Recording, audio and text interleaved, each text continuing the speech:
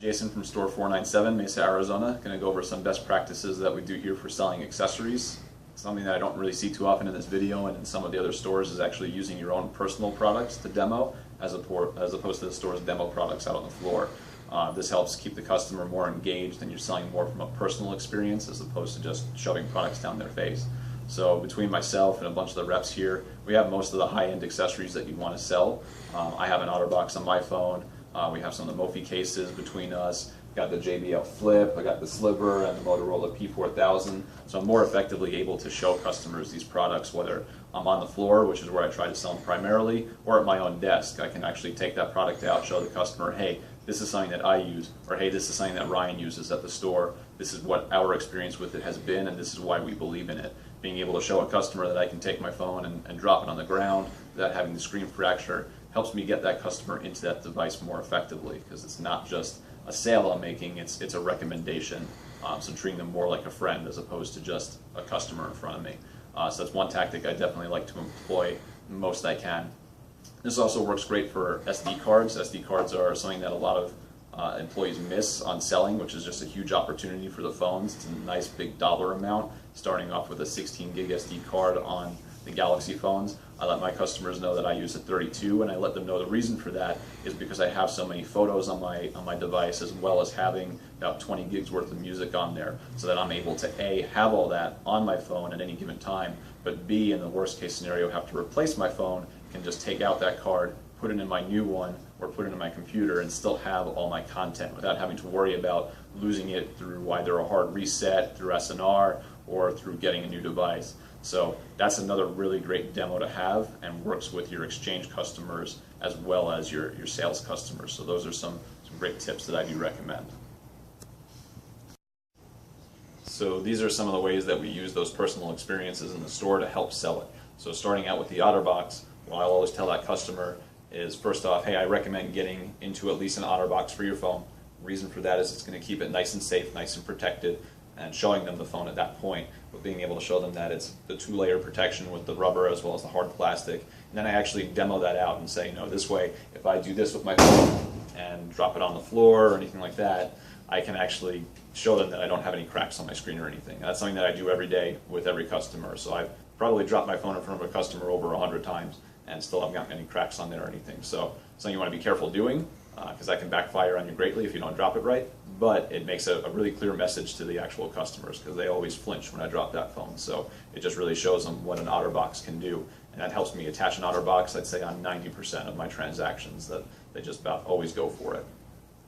Next up is the P4000. This is another really great high-dollar accessory that pretty much all your customers can use.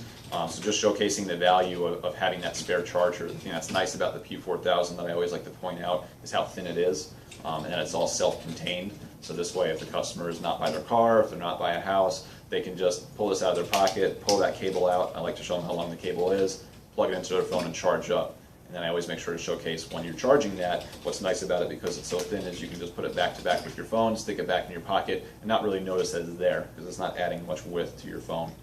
So this way, while you're just hanging around in your house, you can keep your phone charged. The value that it's adding is that that customer can then go an entire day or more without necessarily needing to plug their phone in at night in case they forget. Or if it's a customer who travels a lot, I always use the example that I picked this up for when I specifically was flying back out to New York, where on the plane I can use my phone for listening to my music, watching any videos I had on it, but keeping it plugged in so that by the time I landed, I was still able to use my phone to call my ride, let them know to pick me up at the airport. So adds a lot of value with that. So P4000, another great high-dollar accessory that we always like to sell here. Next would be the Motorola Sliver, and this tactic kind of works with any Bluetooth. It doesn't really matter because they all just about have the same features. Obviously, selling differences in terms of wind suppression or noise suppression are going to be key. Some of us here like to use the LG Tones. I have the Sliver. A couple of us have the Moto. So it just kind of depends on your device. However, the personal experience that I like to use this for it is that it's truly making my device hands-free, in the sense that just about every Bluetooth now has that smart button on it where you can activate the voice control on your phone, whether that's with an iPhone using Siri, a Galaxy using S Voice, or just touchless control with like the Moto X. This just adds the value that the customer can use their whole phone, whether it's reading text messages back to them, making a call, or sending a text out, while keeping that phone in their pocket, or just keeping it down on the table at their house. They don't need to keep picking up the phone, wasting the battery on the phone. They can just do it all from one spot, do it quick and easy with a high-end audio device as well. So making their phone just a little bit easier for them to use. The major accessory that we like to sell here and touch on is the JBL Flip, or any of our music devices, whether it's a Jambox, a little Jambox, Flip, the new Charge, or the Beats Pill. Obviously this is more of a high dollar accessory, so not many people might have it. Trying to find one employee in the store who does certainly helps, so most of the guys here will ask to borrow mine, but a couple of us here do have it. What's most useful about that is you don't have to worry about having too many devices paired to it, getting a bad demo or anything, as you do sometimes with the one on the floor, since that one's used so often, because it's your own personal one, so you're able to clear it out.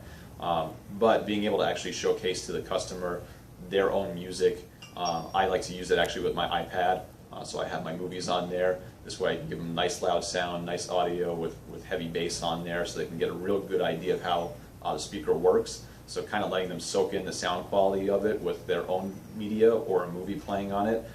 After that, I always like to show them that it also works for calls. So after they like my tablet demo with it, showing how it works on movies, I'll then flip it around and say, what's great about it too is you use it on your phone. You can go ahead and hit the call button and take a call, or receive a call from it, or make a call from the device as well. So it just adds more value to there, because again, it's making their device hands-free for them, just like the Bluetooth headset.